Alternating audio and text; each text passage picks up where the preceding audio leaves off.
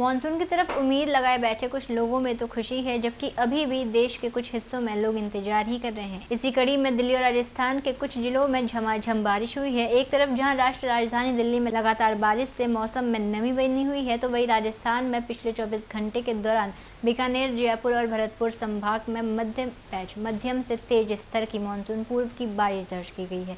दरअसल देश के कई राज्यों में मानसून पहुंच चुका है। इसी वजह से कई राज्यों में भारी बारिश हो रही है। दूसरी तरफ प्री मानसून से भी कई राज्यों में हल्की बारिश देखने को मिल रही है। इसी बीच मौसम विभाग ने देश भर के मौसम का साप्ताहिक पूर्वानुमान जारी किया है, जिसके तहत कई राज्यों में भारी बारिश होने की संभावनाएं जताई जा रही है।